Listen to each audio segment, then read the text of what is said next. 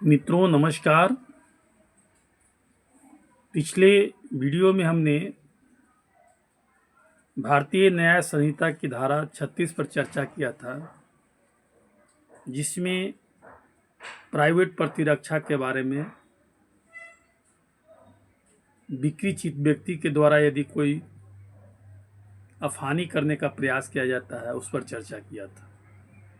आज हम चर्चा करेंगे भारतीय न्याय संहिता की धारा 37 पर, जिसमें कहा गया है कि कौन कौन से कार्य हैं जिस पर प्राइवेट प्रतिरक्षा का अधिकार का लाभ नहीं मिलेगा।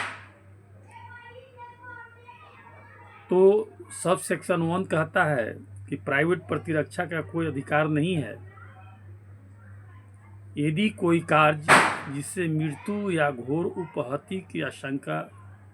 युक्ति युक्त रूप से कारित नहीं होती है, सद्भाव पूर्वक अपने पदाभास में कार्य करते हुए किसी लोक सेवक द्वारा किया जाता है या किए जाने का प्रयत्न किया जाता है, चाहे वह कार्य विधि द्वारा सर्वथा न्याय मुक्त न भी हो। यानी कोई सरकारी सेवक के द्वारा कोई कार्य किया जाता है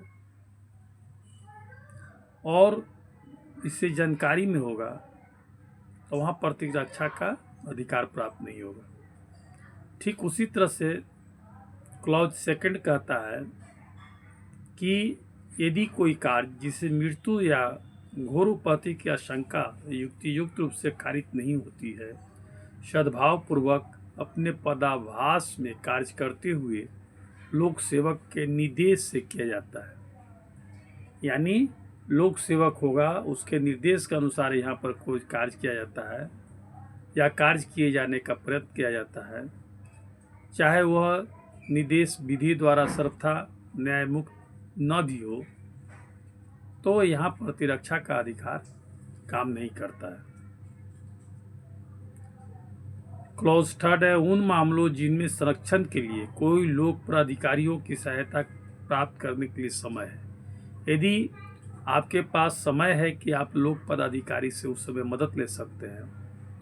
तो वहाँ आपको लेना है। ये नहीं कि प्रतिरक्षा के अधिकार के रूप में आप लगे हुए उसे उपहति कर दें जो अगला व्यक्ति है। तो यह हुआ प्रतिरक्षा के अधिकार कहाँ पर लागू होगा और कहाँ नहीं लागू होगा, इस पर है। इसमें स्पष्टीकरण 1 है कोई व्यक्ति किसी लोक सेवक द्वारा ऐसे लोक सेवक के नाते किए गए या किए जाने के लिए प्रयत्न किए गए किसी कार्य के विरुद्ध प्राइवेट प्रतिरक्षा के अधिकार से तब तक वंचित नहीं होता जब तक कि वह यह न जानता हो या विश्वास करने का कारण न रखता हो कि उस कार्य को करने वाला व्यक्ति लोक सेवक है। यानी स्पष्टीकरण करता है कि जो व्यक्ति है उसे प्रतिरक्षा का अधिकार मिलेगा, बशर्ते लोक सेवक जो है वो जानकारी होनी चाहिए कि वह लोक सेवक के द्वारा किया जा रहा है।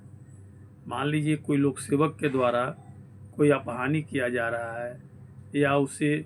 दंडित करने का प्रयास किया जा रहा है, तो जानकारी में यदि होगी कि वह लोक सेवक है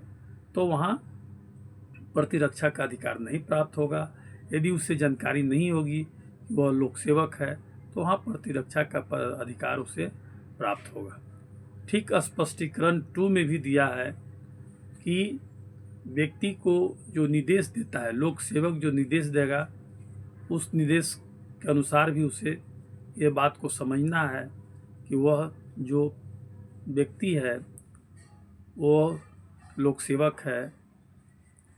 या लोक सेवक के रूप में आया है,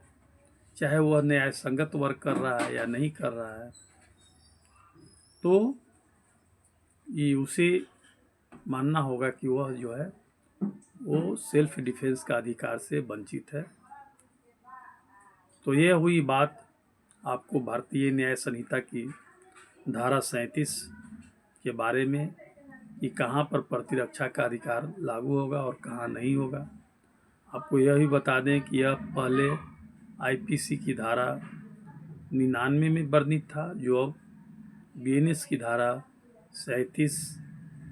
में वर्णित है। तो मित्रों, फिर हम इस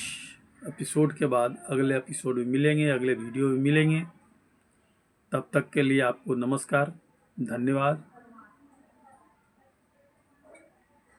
थैंक यू, नमस्कार।